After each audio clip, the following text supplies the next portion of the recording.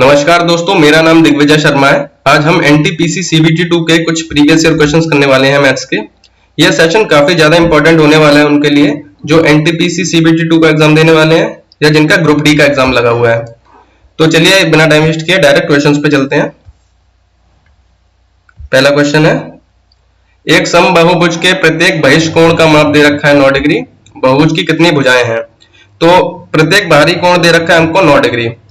एक जो regular polygon यानी कि समबाहुभुज होता है उसके बाहरी कोणों का योग होता है 360, और अगर हम इसको इसकी भुजाओं की संख्या से भाग दे देते हैं तो ये हो जाता है 360/n, जो कि फॉर्मूला हो जाता है प्रत्येक बाहरी कोण का। तो ये हमको दे रखा है 9 डिग्री दे रखा है। तो इसको हम सॉल्व करते हैं तो ये 360 9 से कट जाएगा 40 बार, और यही हमारा आंसर हो जाएगा 40। अच्छा, अगर आंतरिक यानी कि इंटरनल एंगल्स दे रखे हो तो उसका फॉर्मूला होता है n-2 इंटू 180 डिग्री। यहाँ पे n जो है वो भुजाओं की संख्या है, और इसको अगर मैं n से डिवाइड कर देता हूं तो ये हो जाता है हमारा प्रत्येक आंतरिक कोण का फॉर्मूला, यानी कि ईच इंटरनल एंगल का। ठीक है, तो अगला क्वेश्चन, या 0.56 बार की वैल्यू क्या होगी ये हमको निकालनी है। तो इसका मैं पहले शॉर्टकट तरीका बताता हूं। तो इसका शॉर्टकट तरीके में हम ऑप्शंस देखेंगे। तो ये 0.56 जो बार होता है इसकी वैल्यू ऐसी कुछ आती है 0.56, फिर 5656, ये 5656 ऐसे रिपीट होता रहता है।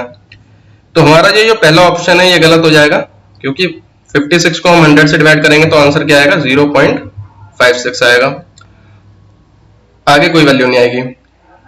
56 को 1000 से डिवाइड करेंगे, 1000 से डिवाइड करेंगे तो ये आएगा 0.056 आ जाएगा, तो ये भी ऑप्शन नहीं होगा। अच्छा, अब ये दोनों ऑप्शन रह गए, तो इसको डिवाइड करने में थोड़ा दिक्कत होगी 56/99 को, इसीलिए हम 56/90 को डिवाइड करके देखेंगे। 56 को जब मैं 9 से डिवाइड कर रहा हूं तो आ रहा है 6 बार में जा रहा है, 9 6 54, 6 बार में जा रहा है। 10 से डिवाइड करेंगे तो ये 0.6 हो जाएगा। तो ये 6 बार में जा रहा है जबकि हमारा आंसर 5 से शुरू हो रहा है, इसीलिए ये भी हमारा ऑप्शन नहीं होगा, और आंसर हमारा क्या हो जाएगा, ये हो जाएगा। अच्छा, ये तो शॉर्टकट तरीका है। अगर हो सकता है अगले क्वेश्चन में हमें ऑप्शन ऐसे ना दिए हों जिससे कि इतनी आसानी से निकले, इसलिए हमें बेसिक भी पता होना चाहिए। तो बेसिक के लिए ये 0.56 जो बार है इसको हम x मान लेंगे। इसके बाद क्योंकि यहाँ 2 डिजिट पे बार लगा हुआ है इसीलिए हम इसको 100 से मल्टीप्लाई करेंगे दोनों तरफ। तो इधर 100 से मल्टीप्लाई करेंगे तो ये हो जाएगा 56.56 बार। जो पॉइंट की वैल्यू है वो राइट साइड में बढ़ जाएगी, और इधर हो जाएगा 100x। ठीक है, अब इसको हम लिख सकते हैं 56 प्लस 0.56 बार। तो इस 0.56 की जगह हम x लिख सकते हैं, तो यही बन जाएगा 56 प्लस x, जो कि हमारा 100x के बराबर है। ये x उधर जाएगा तो यहाँ पे 99x हो जाएगा, और यही हमारा 56 के बराबर आएगा। x की वैल्यू हो जाएगी 56/99। ठीक है, तो यही हमारा आंसर हो जाएगा। अगला question, which is the correct ascending order of the given number. ये हमें संख्या दे रखी है, इनको आरोही क्रम में लगाना है। तो जैसे अगर मैं ऑप्शंस को देखता हूं तो यहाँ हमको 3 संख्याएं दे रखी हैं, 1/3, 4/15 और 0.33। ठीक है, तो ये 1/3 और 4/15 का हम कंपैरिजन बाद में करेंगे, पहले इससे करते हैं। तो हम जानते हैं 1/3 जो होता है तो 0.333 ऐसे इसकी वैल्यू बढ़ती रहती है। तो ये वाली जो है 1/3 हमारा, ये इससे तो बड़ा ही है, तो 1/3 इससे बड़ा है। अभी इसका कंपैरिजन हम इससे करेंगे 1/3 से, 4/15 का 1/3 से करेंगे। तो 4/3 को 1/3 को अगर मैं 5 से मल्टीप्लाई करता हूं ऊपर नीचे तो ये हो जाता है 5/15। ठीक है, तो 5/15 4/15 से ज्यादा हो जाता है, तो 5/15 4/15 से ज्यादा हो जाता है, मतलब कि 1/3 जो है वो हमारा 4/15 से भी ज्यादा है, तो यानी कि 1/3 सबसे ज्यादा है, तो 1/3 सबसे ज्यादा इन दो ऑप्शंस में दे रखा है। अब हमें यह देखना है कि सबसे छोटा कौन सा 4/15 है या 0.33 है। तो 4/15 को जब पॉइंट में सॉल्व करते हैं तो ये आएगा 0.40 के 3 बार में नहीं जा रहा, 15 दूनी 30 बार में जा रहा है, 15 3 45 होता है, तो यानी कि ये सबसे छोटा हो जाएगा 4/15,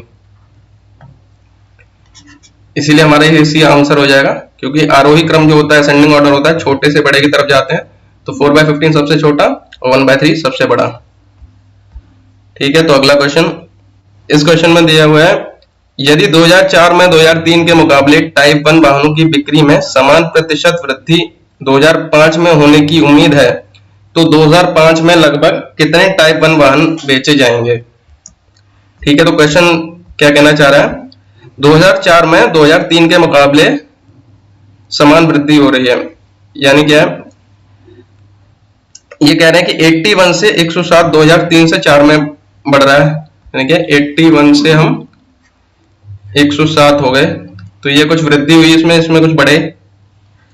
अब वो कह रहे हैं सेम परसेंट से अगर 2005 में बढ़ जाए, जिस रेशियो में ये बढ़े हैं, जिस अनुपात में ये बढ़े हैं, उसी अनुपात में अगर 2005 में बढ़ जाए, यानी कि 107 से बढ़ जाए, तो ये 81 हमारा 2002 का था, 3 का था, ये 4 का है, उसी अनुपात में अगर हमारा 2004 और 2000 से 2005 में बढ़ जाए तो हमारी क्या वैल्यू होगी 2005 की, ये पूछा है हमें टाइप 1 में। तो इसमें इस इक्वेशन को सॉल्व कर लेंगे तो आंसर आ जाएगा हमारा। यहाँ पे हम क्या यूज कर रहे हैं, जिस रेशियो में 3 से 4 में बढ़ा है उसी को हमने बराबर रख दिया 4 से 5 में। तो इसको सॉल्व करने के लिए हम x की वैल्यू हो जाएगी 107 का यहाँ पे स्क्वायर हो जाएगा, इन दोनों को मल्टीप्लाई करेंगे और 81 नीचे आ जाएगा। तो 107 का स्क्वायर हम ट्रिक से निकाल सकते हैं, 107 में 7 को जोड़ देंगे तो 114 हो जाएगा और 7 का स्क्वायर 49 हो जाएगा और नीचे 81 है ये। आप इसको दूसरे तरीके से भी कैसे भी कैलकुलेट कर सकते हैं। ठीक है, तो इसको अभी हम डिवाइड करके देखेंगे, 11449, तो इसको 81 से मैं डिवाइड करता हूं तो पहले एक बार में जा रहा है 81 बार, तो ये हो जाएगा 19, 4 में से गया 3 और 11 में से 8 गए फिर 3। ठीक है, 3 3 4, 8 चौक 32 होता है, इसीलिए हम इसको 4 के पास आ रहा है, तो 4 से करके देखेंगे, 4 एकम 4, 8 चौक 32, तो ये आ रहा है 10 109, तो ये फिर एक बार जा रहा है तो यहाँ 81 हो जाएगा। अभी ऑप्शन हम देखते हैं तो 141 आंसर में आ रहा है, तो यही हमारा आंसर हो जाएगा, आगे सॉल्व करने की जरूरत है नहीं। तो इसमें हमने क्या किया एक बार देख लेते हैं। हमें ये दे रखा था 2003 से जो 4 में वृद्धि या इंक्रीज हो रहा है, वही अगर 2004 से 5 में होता है तो 3 से 4 का जो रेशियो होगा वही 4 से 5 के बराबर हो जाएगा, यही हमने रखा है और आगे सिर्फ सॉल्व किया है। ठीक है, तो अगला क्वेश्चन देखते हैं। अगला क्वेश्चन कह रहा है 2003 में बेचे गए टाइप 1 वाहनों की संख्या 2002 में बेचे गए वाहनों की कुल संख्या का कितना प्रतिशत है। तो ये थोड़ा लंबा क्वेश्चन है, इसमें पूछा गया 2003 में टाइप 1 में जो बेचा गया, तो 3 में टाइप 1 क्या बेचा गया है, 81 ये बेचा गया है, तो ये ऊपर आएगा। अब इसके परसेंटेज किसके साथ निकालना है, 2002 में बेचे गए कुल वाहनों के साथ, 2002 में बेचे गए कुल वाहन, तो 2002 के कुल वाहनों को हम टोटल निकाल लेंगे, तो ये क्या हो जाएगा। ठीक है, तो 4 और 8 12, 12 और 9 4 और 8 12, 12 और 9 21, 21 और 2 23, तो 23 का 3 हो गया, हासिल लगी 2 की, 2 3 3 और 4 7, 7 और 7 14, 14 और 7 21। तो 21 का 1 वहां से लगी 2 की, तो 2 और 4 6, 6 और 2 8, 8 और 2 10 और बस। तो ये हो जाएगा 1013। आप इसको किसी भी तरीके से ऐड कर सकते हैं, डायरेक्ट करिए चाहे कैसे भी कर सकते हैं। अब इसकी परसेंटेज निकालनी है। दोबारा से देखते हैं क्या क्या किया हमने। यहाँ पे किसकी परसेंटेज किसके साथ पूछी थी? 2003 में बेचे गए टाइप 1 के वाहन जो कि 81 है, और 2002 में बेचे गए वाहनों की कुल संख्या जो कि हमने ये कैलकुलेट किया है 1013 आ रही है। अब यहाँ पे लगभग क्वेश्चन पूछा है, इसीलिए हम क्या करेंगे, इसको 81 को 80 मान लेंगे और ये 1013 को भी अगर 1000 मान लेते हैं तो ये 2 जीरो से ये वाले 2 जीरो कट जाएंगे और इस 1 जीरो से 1 जीरो ये कट जाएगा। आंसर हमारा 8 आ जाएगा। ठीक है, इस तरह लगभग पूछा है इसीलिए हम ये चीज ये कर सकते हैं इसमें। अगर लगभग नहीं पूछा होता तो ये नहीं कर पाते हम इसमें। ठीक है, अगला क्वेश्चन। अगले क्वेश्चन में पूछ रहे हैं निम्नलिखित में से किस वर्ष टाइप 2 की बिक्री टाइप 5 के वाहनों का 25% थी। मतलब टाइप 2 जो है इस ये टाइप 5 की 25% है। 25% का मतलब होता है 1/4, यानी कि अगर इसको मैं 4 से मल्टीप्लाई करूं तो टाइप 5 के बराबर आना चाहिए। टाइप 2 को 4 से मल्टीप्लाई किया जाए तो टाइप 5 के बराबर आना चाहिए। तो ठीक है, देखते हैं इसमें हम 2002, 2004, 2, 4 और 3 और 2000 का दे रखा है, इन्हीं के टेस्ट करेंगे। तो 64 को 4 से मल्टीप्लाई करते हैं तो 6 चौक 24, तो ये बराबर नहीं आ रहा है। इसको 4 से मल्टीप्लाई करके देख रहे हैं तो नहीं आ रहा है। 6 को करके देख रहे हैं तो भी नहीं आ रहा है। 6 चौक 24, ये 80 के लगभग हो रहा है। 80 को 4 से मल्टीप्लाई करता हूँ 8 चौक 32, तो भी नहीं आ रहा है ये। अच्छा, 2003 को करते हैं 4 से, 9 चौक 36, तो भी ये 400 हो रहा है, ये भी नहीं आ रहा है। 112 को अगर मैं 4 से मल्टीप्लाई करता हूं तो 112 को 4 से मल्टीप्लाई करने पे आ रहा है हमारा 4 दूनी 8 और ये 448, तो जो कि 442 के काफी पास है। तो इसलिए यहाँ पे लगभग पूछा गया है, इसलिए ये हमारा आंसर हो जाएगा 2004 वाला आंसर हो जाएगा। यहाँ पे दोबारा बता देता हूं क्या पूछा गया था।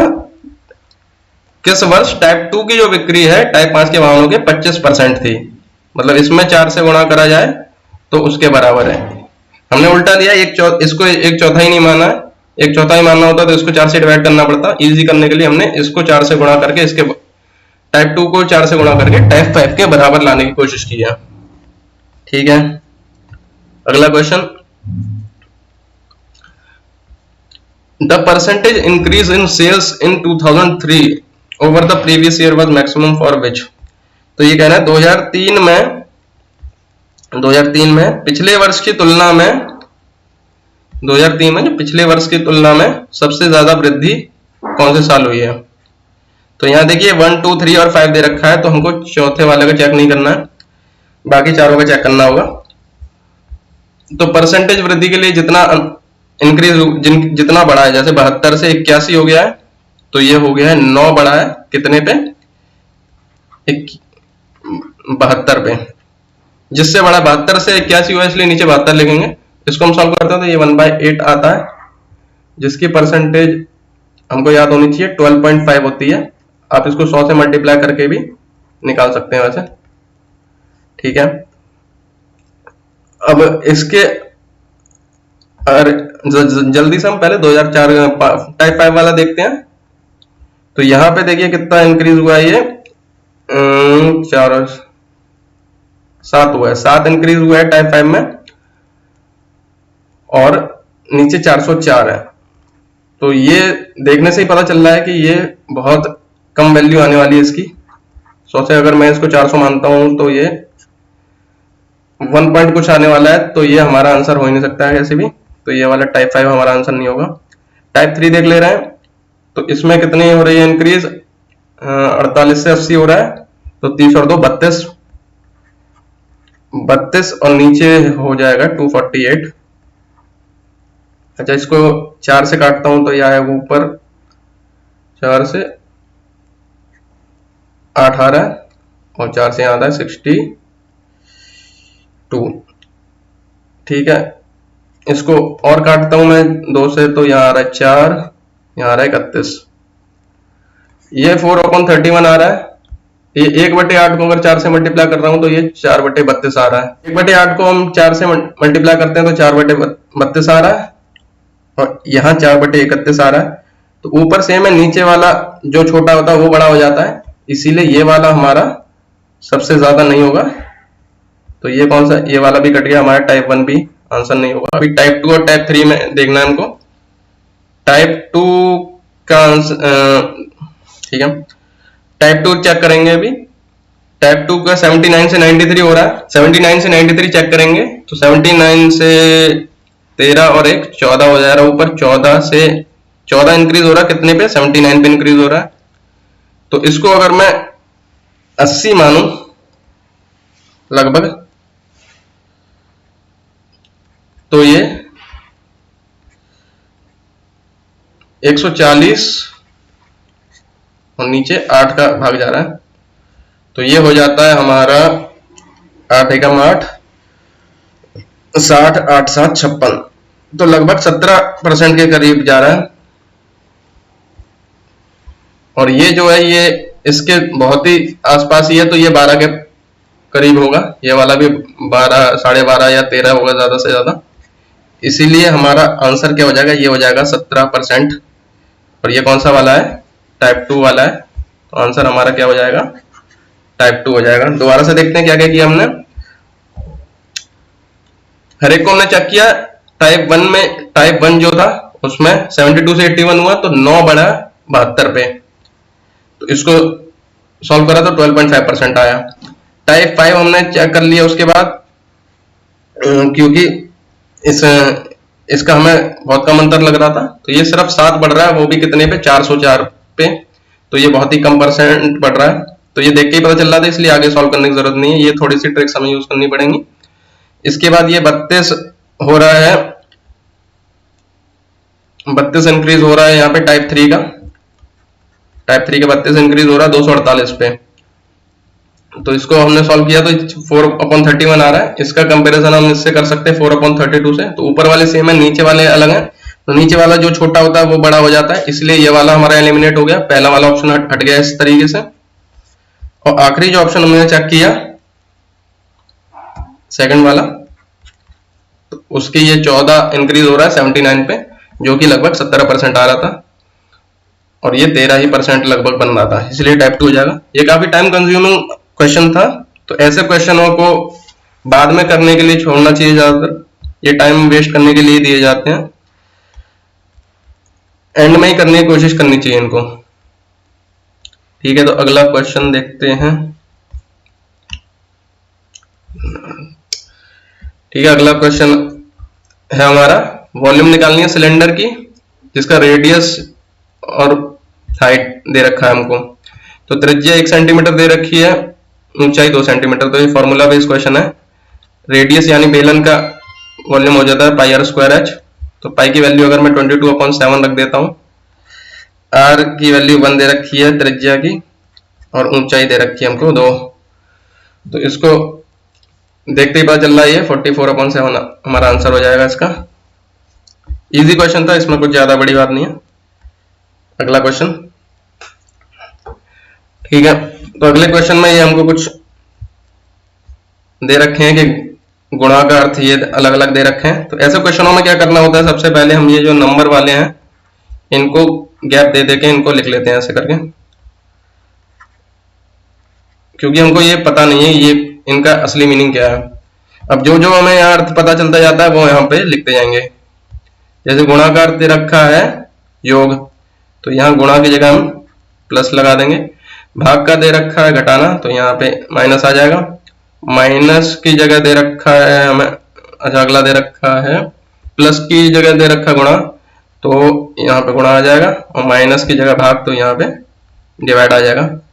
तो ये हमने चेंज कर दिया, यहाँ से ऐसे ही करना है। ये गुणा की जगह प्लस, डिवाइड की जगह माइनस, माइनस की जगह डिवाइड और प्लस की जगह मल्टीप्लाई। ठीक है, अभी सॉल्व करेंगे, सबसे पहले डिवाइड वाले को सॉल्व करेंगे तो इस पूरे की वैल्यू 2 आ जाएगी। अब 2 से 2 का मल्टीप्लाई होगा तो यहाँ पे आ जाएगा ये 4। अब यहाँ 20 प्लस 8 28, 28 में से 4 गए तो ये आंसर हो जाएगा 24। ठीक है, अभी अगला क्वेश्चन देखते हैं। अगला क्वेश्चन है मीन डेविएशन निकालना है हमें डेटा का। मीन डेविएशन को हिंदी में माध्य विचलन कहते हैं। माध्य विचलन निकालना है माध्य से, तो इसको निकालने से के लिए हमें सबसे पहले माध्य निकालना होगा। ये भी थोड़ा लंबा क्वेश्चन है। ठीक है, तो माध्य निकालना होगा सबसे पहले। तो माध्य निकालने के लिए इनका सबका टोटल करेंगे और जितनी संख्या है उससे भाग दे देंगे। तो टोटल करने के लिए 10 10 10 ये 30 हो जाएगा, 7 और 3 तो ये 40 हो जाएगा, 40 और ये 4 और 5 तो 49 हो जाएगा। ये टोटल हमारा 49 आ गया। अलग लिखते हैं, अलग लिख लेते हैं इसे थोड़ा। टोटल हमारा इसका 49 आ गया और जो कुल संख्याएं हैं वो हम गिनते हैं तो ये 7 है। तो इसका जो माध्य है वो हमारा 7 आ जाएगा। ये क्या आ गया हमारा माध्य। अब माध्य विचलन निकालने के लिए क्या करते हैं, हम माध्य में से इन संख्याओं का अंतर निकालते हैं और उनका सबको जोड़ देते हैं। अब यह अंतर निकालना है, हमें माइनस नहीं करना है। मतलब क्या हुआ, 3 में से 7 को माइनस करेंगे, 7 बड़ा है तो यहाँ 4 आ जाएगा। अब 10 बड़ा है तो 7 में से माइनस करेंगे, 10 में से 7 को माइनस करेंगे, -3 नहीं लिखना है, यहाँ पे भी है प्लस का ही आएगा। ये 3 हो जाएगा। 7 में से 4 को घटाएंगे, ना कि 4 में से 7 को, तो यहाँ भी 3 आ जाएगा। 7 में से 7 जाएगा तो ये 0 हो जाएगा। 10 में से 7 जाएगा तो फिर दोबारा 3 आ जाएगा। और 5 में से 5 और 7 का अंतर क्या हो जाएगा, 2 हो जाएगा। दोबारा से बताता हूं, विचलन क्या होता है अंतर दोनों का। तो 7 में से 4 का अंतर क्या हो जाएगा, 7 में से 3 का अंतर 4 हो जाएगा। 10 में से 7 का 3 हो जाएगा, 10 में से 7 का फिर 3 हो जाएगा। 7 और 4 का अंतर 3 हो जाएगा, 7 और 7 का अंतर 0 हो जाएगा। 10 में से 7 का अंतर 3 और ये इन सबको जोड़ लेंगे। तो इनको जोड़ेंगे, 3 4 12, 4 3 12, 12 और 6 18 और नीचे 7 रहेगा ये। तो इन सबको जोड़ेंगे। ठीक है, इन सबको जोड़ना है तो ये आ जाएगा हमारा 18 और नीचे आ जाएगा 7। तो यही हमारा आंसर डी हो जाएगा 18/7। तो दोबारा से बता देता हूं, मीन डेविएशन अबाउट मीन निकालना है हमको। माध्य से आंकड़ों का माध्य विचलन, तो इसमें सबसे पहले माध्य निकालना होता है। माध्य निकालना सबको आता है। इसका टोटल करेंगे और जितनी संख्या उससे भाग देंगे तो ये हमारा 7 माध्य आ जाएगा यहाँ पे। उसके बाद माध्य जो आया है उसका अंतर निकालना है, इनसे अंतर निकालना है, माइनस नहीं करना है। तो 7 में से 3 को माइनस करेंगे, 10 में से 7 को माइनस करेंगे। जो बड़ा होगा उसमें से, माध्य और आंकड़ों के बीच में जो बड़ा होगा उसमें से माइनस करेंगे। तो ये सब आ जाएंगे। इन सबको जोड़ के जितनी संख्या है, यहाँ पे 7 है, तो उससे भाग दे देंगे। तो हमारा आंसर 18/7 आ जाएगा। काफी इंपॉर्टेंट क्वेश्चन है और रेयर क्वेश्चन है काफी। ये ज्यादातर लोगों को पता नहीं होता इसका फॉर्मूला। ठीक है, अभी अगला क्वेश्चन देखते हैं। विष्णु ने 10 किलोमीटर प्रति घंटा, 30 किलोमीटर प्रति घंटा, 8 किलोमीटर प्रति घंटा की गति से समान दूरी तय की है और पूरा ये दूरी करने में उसको टाइम कितना लगा है, 15.5 मिनट लगे हैं। तो कुल दूरी क्या होगी। तो 3 दूरी तय करी है उसने बराबर, तो उन 3 दूरी को हम मान लेंगे। अब ये जो मानना होता है इसको हम 10, 30 और 8 का इसका एलसीएम मानते हैं, जो दूरी मानी जाती है ऐसे। तो 10, 30 और 8 का एलसीएम निकालने के लिए हम क्या करेंगे, जो सबसे बड़ा होगा उसका टेबल पढ़ना शुरू कर देंगे। तो 30 के और उसमें 8 और 10 से वो चीज कटनी चाहिए। मतलब क्या हुआ, 30 10 से तो कट रहा है लेकिन 8 से नहीं कट रहा है। तो 30 को 2 से गुणा करेंगे तो 60 आएगा, 30 दूनी 60। तो 60 10 से तो कट जा रहा है लेकिन 8 से नहीं कट रहा है। तो एक और बार पढ़ेंगे, ये 90 हो जाएगा। इसी तरह 120 पे जाके 10 से भी कट रहा है, 8 से भी कट रहा है, तो ये 120 इनका एलसीएम हो जाएगा। 120 एलसीएम हो जाएगा इनका। तो यही हमारी प्रत्येक दूरी हो जाएगी जो इसने विष्णु ने चली है। अब हमको टोटल टाइम दे रखा है 15.5 मिनट। तो हमें अपनी इक्वेशन में मिनट को हमने घंटे में बदलने के लिए 60 से डिवाइड कर दिया है। तो हमें टाइम का फॉर्मूला लगाना होगा। यहाँ पे जो टाइम होता है वो डिस्टेंस अपॉन स्पीड होता है। डिस्टेंस यानी दूरी, स्पीड चाल, टाइम समय, समय बराबर दूरी बटे चाल। तो 10 किलोमीटर जो चला तो हमने दूरी भी 120 मानी है, तो वो और नीचे स्पीड 10 आ जाएगी। इसी तरह दूरी 120, स्पीड 30, इसी तरह दूरी 120 और स्पीड 8। ठीक है, तो ये सब भी समय है और ये भी समय है, इसीलिए ये क्वेश्चन बनी है हमारी। तो यहाँ पे अगर ये कटेगा, यहाँ पे 12 आएगा, उसी तरह यहाँ पे 4 आएगा और ये आएगा कितना, 15 आएगा यहाँ पे। ठीक है, अच्छा इन तीनों को हम जोड़ेंगे तो ये आ रहा है हमारा 31 आ रहा है। ठीक है, 31 हमारे घंटे तब आ रहे हैं जब 31 घंटे तब आ रहे हैं जब हमने दूरी मानी है 120, प्रत्येक दूरी 120 मानी हुई है। असली में हमारे ये आ रहा है आंसर, तो 15.5 घंटे 15.5 बटे 60 घंटे आ रहे हैं। तो जहां पे 0.5 होता है इसको हम 2 से मल्टीप्लाई करेंगे ऊपर नीचे, तो ये हो जाएगा 31 और नीचे आ जाएगा 120। तो ये असली जो हमने माना है उसके हिसाब से 31 आ रहा है और असली में 31 बटे 120 आ रहा है। तो इससे ये कटेगा तो 1 की वैल्यू हमारी इतनी आ जाएगी। अब जो हमने माना है, हमने प्रत्येक दूरी 120 मानी है, तो कुल दूरी हमारी हो जाती है 360। कुल दूरी हमारी 360 हो जाती है, लेकिन हमें असली दूरी निकालने के लिए 120 से डिवाइड करना पड़ेगा, क्योंकि 1 की वैल्यू क्या दे रखी है, 1 बटे 120 दे रखी है। तो असली जो हमें दूरी निकालनी है उसके लिए 120 से इसे भाग देना पड़ेगा, तो ये 3 बार में जाएगा। तो जो आंसर है हमारा वो किलोमीटर में 3 आ जाएगा। ठीक है, तो मैं दोबारा से बताता हूं इसमें क्या क्या किया है मैंने। हमने पहले जो समान दूरी दे रखी थी उसको 120 माना, जो कि 10, 30 और 8 का एलसीएम था। अभी हमने इनका एलसीएम इसलिए माना ताकि यहाँ पे हमारे ये पूर्ण संख्या आ जाए, यहाँ पे कोई भिन्न ना आए, पॉइंट में ना आंसर आए।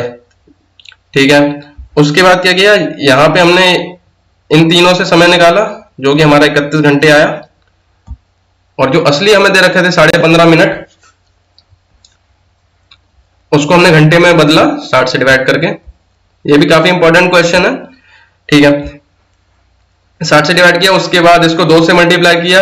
ऐसे सॉल्व करने का अपना अपना तरीका, आप कैसे भी सॉल्व कर सकते हैं, ऐसे ही आसान हो जाता है थोड़ा। 31 से 31 कट गए और 1 की वैल्यू हमारी 1 बटे 120 आ गई। ये सबसे सही तरीका है इस टाइप के क्वेश्चन करने का, नहीं तो वैसे ये काफी लंबा होता है अगर बेसिक से आप करेंगे तो। ठीक है, अगला क्वेश्चन देखते हैं।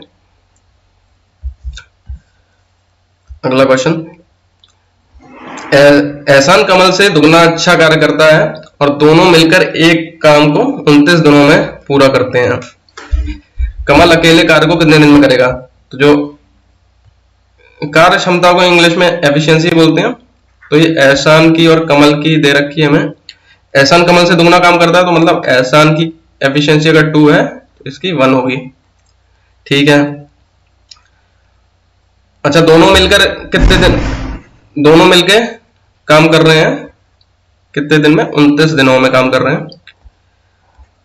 तो ऐसे केसेस में हम टोटल वर्क जो निकालते हैं वो हो जाता है एफिशिएंसी इनटू डेज, मतलब कार्य क्षमता और कितने दिनों में उन्होंने काम किया है उससे गुणा करते हैं तो टोटल वर्क आता है।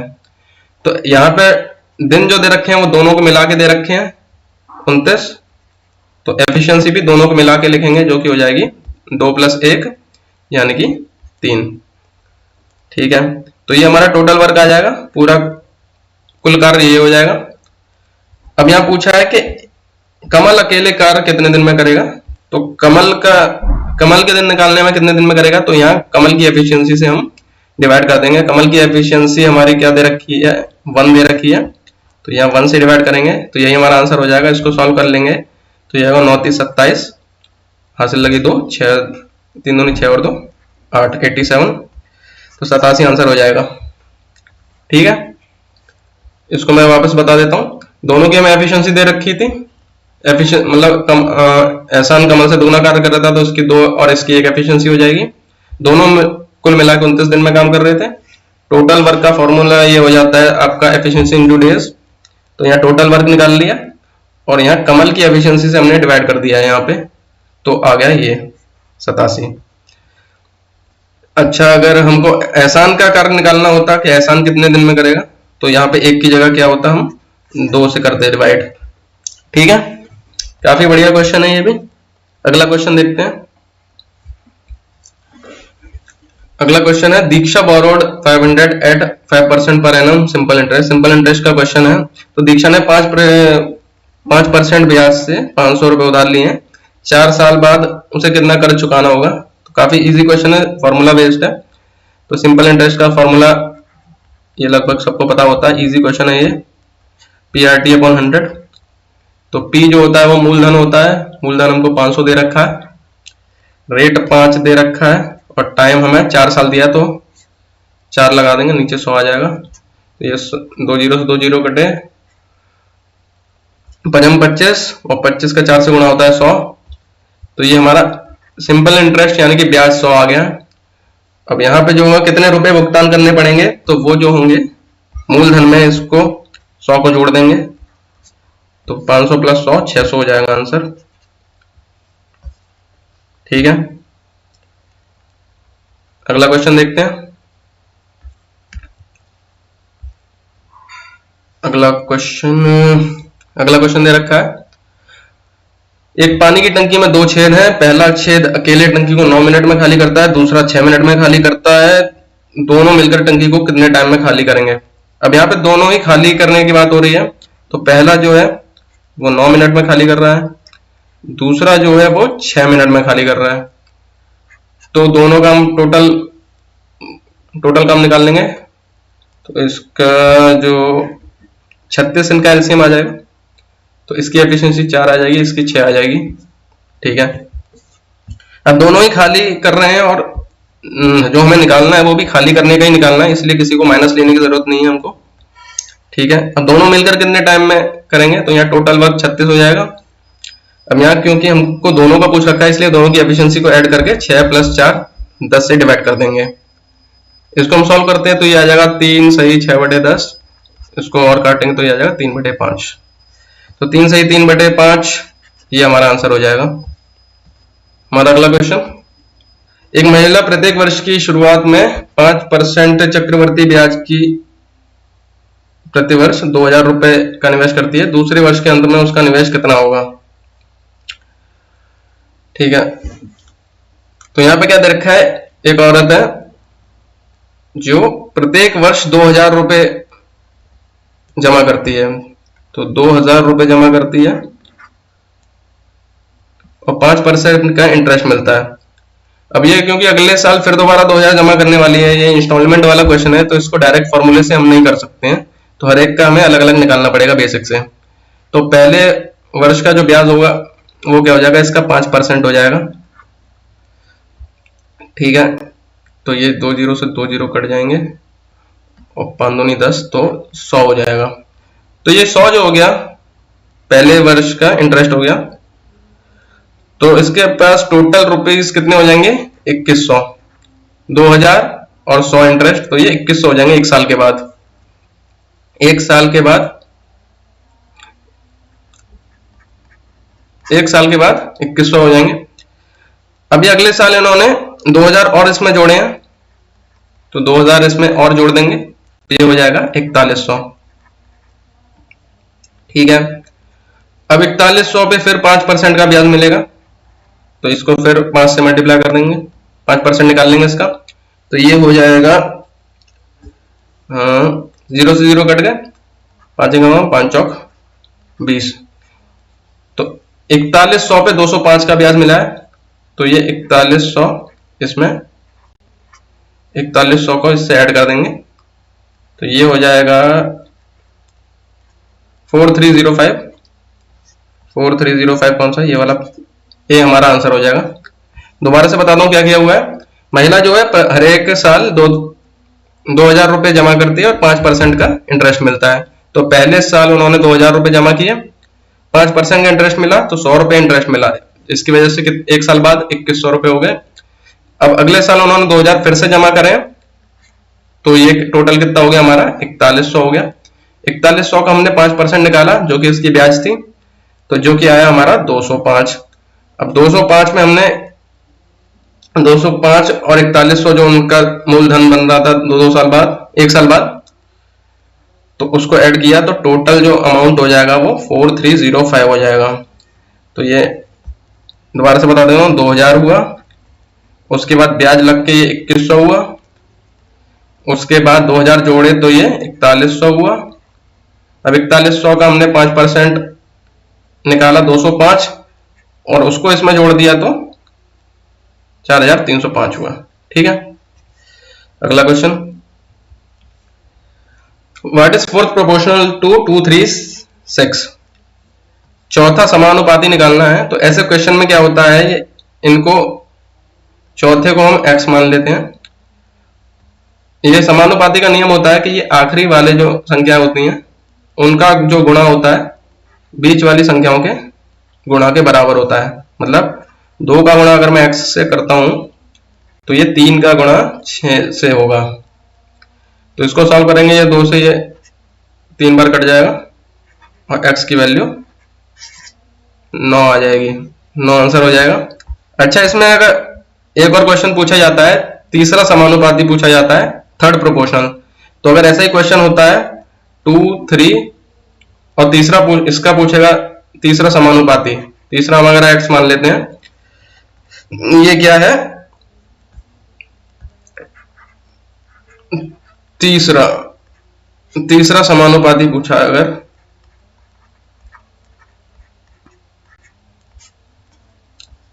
ऐसे पूछेगा 2, 3, ये नहीं दिया होगा, x नहीं दिया होगा, 2 और 3 का तीसरा समानुपाती निकालना है। तो ऐसे हम कैसे निकालेंगे, तीसरे को x मान लेंगे। इस केस में क्या होता है, बीच वाला जो नंबर होता है उसका स्क्वायर करते हैं, 3 का स्क्वायर करेंगे और ये बाहरी वाले दोनों नंबरों के मल्टीप्लाई के बराबर होता है, यानी 3 स्क्वायर बराबर 2x हो जाएगा। तो x की वैल्यू आ जाएगी 9/2। ठीक है, ऐसे भी क्वेश्चन पूछ लेता है। ठीक है, ये समझ आ गया होगा। अगला क्वेश्चन, ठीक है, अब यहां पे अलग अलग इनका अर्थ दे रखा है। तो ए का अर्थ दे रखा है डिवाइड, बी का दे रखा है गुणा, सी का दे रखा है प्लस और डी का दे रखा है माइनस। ठीक है, इस तरह के क्वेश्चंस एग्जाम में टाइम वेस्ट करने के लिए दिए जाते हैं। इनमें हमें क्या करना है, हर एक का चेक करना है और उसके बाद हमें बताना है कौन सी इक्वेशन इनमें से सही होगी। तो ऐसे ज्यादातर क्वेश्चन में पहला ऑप्शन जो होता है हमारा सही नहीं होता है, ये टाइम वेस्ट करने के लिए दिया होता है, ज्यादातर गलत होता है।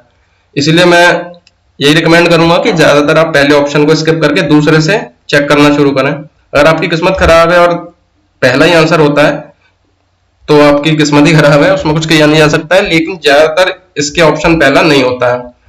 तो हम दूसरे से चेक करना शुरू करते हैं।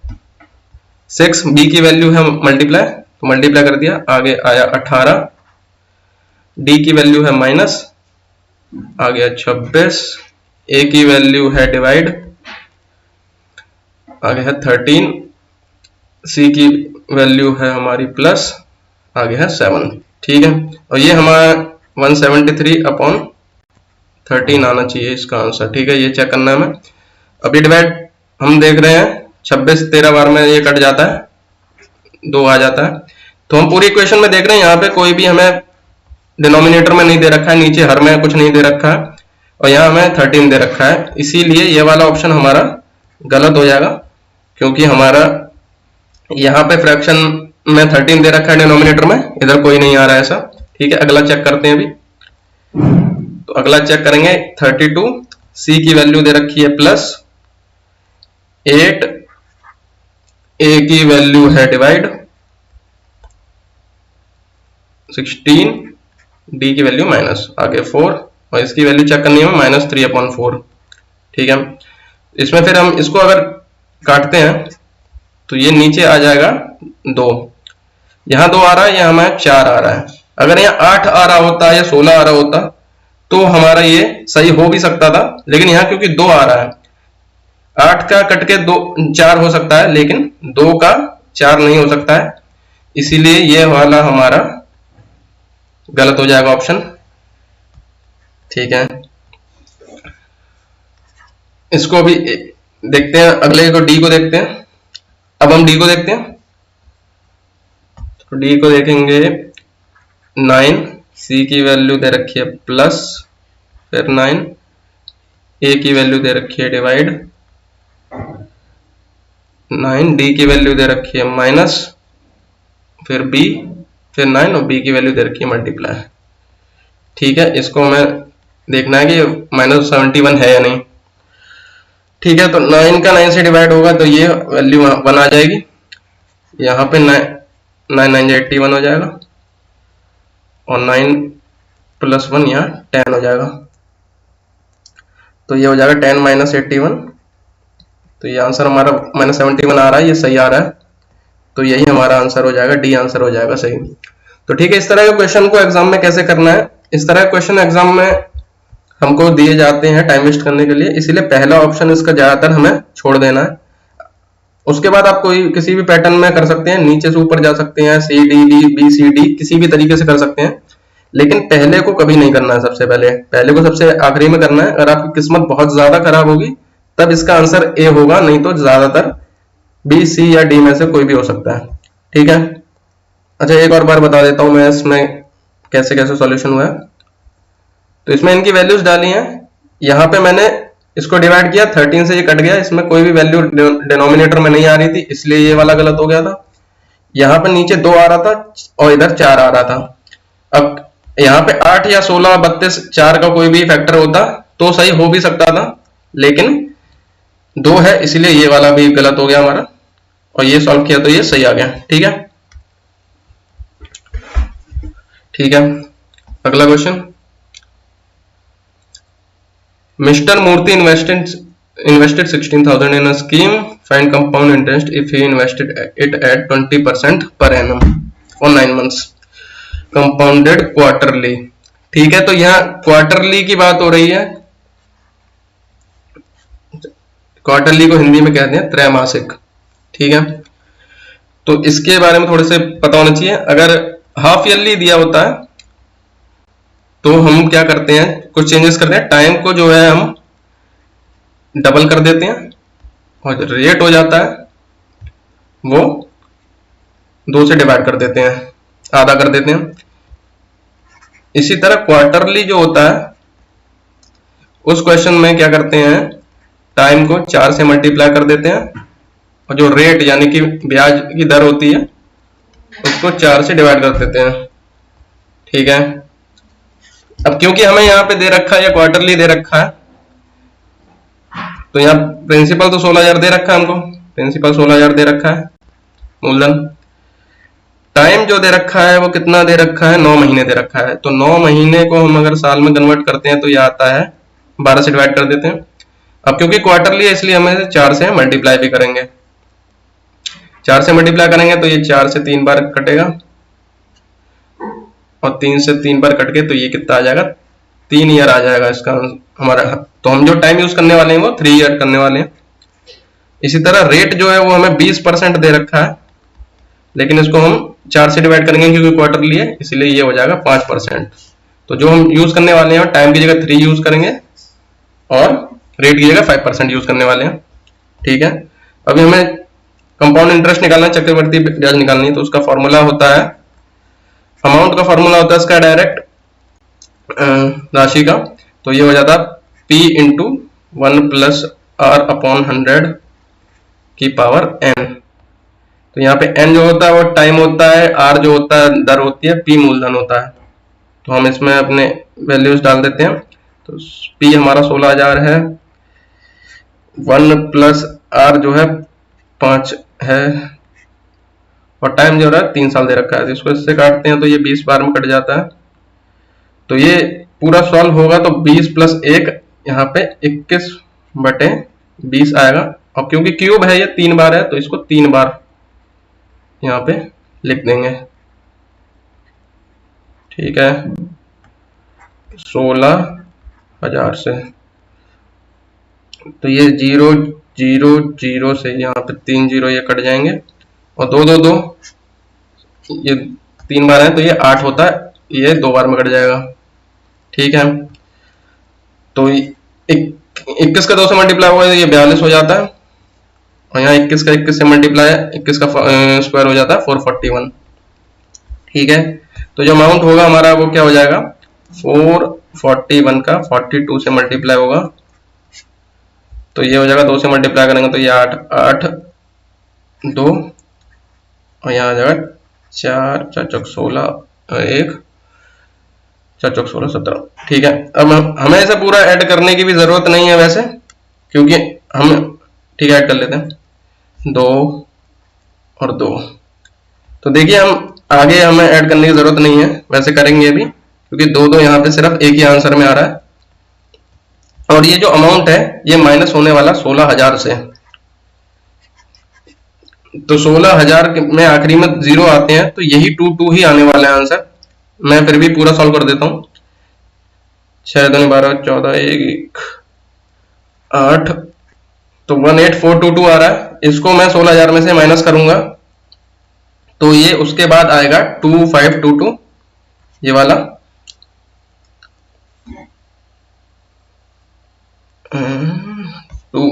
ठीक है, यहाँ पे 4 नहीं 5 होगा, यहाँ 2522।